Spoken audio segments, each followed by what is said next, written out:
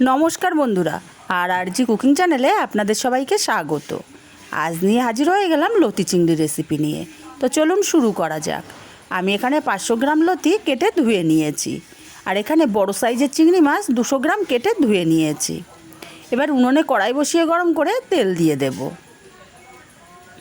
तेलटा गरम करे लवण दिए दिलाम। एबार आमी चिंगड़ी माछगुलो दिए देब। आपनारा आगे थेके लवण हलुद माखिए निते पारेन। आमी चिंगड़ी माछगुलो दिए हलुद दिए दिलाम। चिंगड़ी माछटाके लवण हलुद दिए भेजे नेब। चिंगड़ी माछटा बेश भाजा भाजा करे नियेछि। चिंगड़ी माछगुलोके आमी नामिए नेब। और चिंगड़ी माछगुलो खूब कड़ा करे भाजार दरकार नेই, हालका भेजे निलेই যথেষ্ট।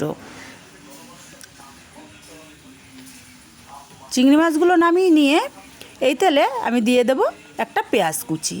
আমি একটা মিডিয়াম সাইজের পেঁয়াজ কুচিয়ে রেখেছিলাম। পেঁয়াজটা হালকা ভেজে নেব।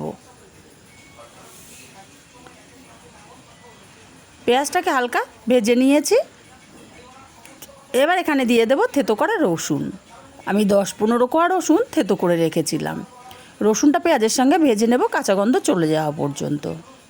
মিনিট দুয়েক আমি পেঁয়াজ আর রসুনটা ভেজে নিয়েছি। এবার এখানটা আমি দিয়ে দেব একটা টমেটো। আমি ছোট টুকরো করে কেটে রেখেছিলাম। টমেটোটাও মিনিট 2-3 ভেজে নেব। টমেটোটা কিন্তু আমার গলেও যায়নি, আবার একটু ভাজা ভাজা হয়েছে। আমি এই পর্যায়ে কেটে ধুয়ে রাখা লতিটা দিয়ে দেব। মিনিট 5 সময় নিয়ে লতিটা আমি পেঁয়াজ রসুন টমেটোর সঙ্গে ভেজে নেব। আর লতিটা ভাজতে ভাজতে কিন্তু অনেকটাই কমে আসবে। বেশ লতিটা আমার কমে এসছে। আমি মিনিট 5 সময় নিয়ে লতিটা ভেজে নিয়েছি। এবার এখানটা আমি দিয়ে দেব স্বাদ মতো লবণ, পরিমাণ মতো হলুদ গুঁড়ো আর হাফ চামচ ঝাল লঙ্কার গুঁড়ো। আরও আমি সময় নিয়ে মিনিট 3 কষিয়ে নেব।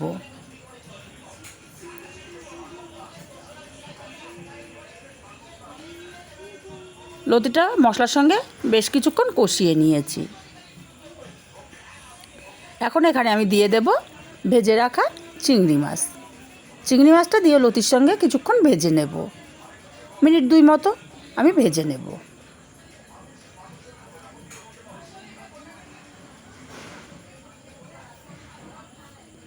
লতি চিংড়ি মাছ মশলার সঙ্গে বেশ ভালো মতো আমার কষিয়ে নেওয়া হয়ে গেছে বা ভেজে নেওয়া হয়ে গেছে। এখানে হাফ চামচ ধনে গুঁড়ো হাফ চামচ জিরে গুঁড়ো দিয়ে দিলাম।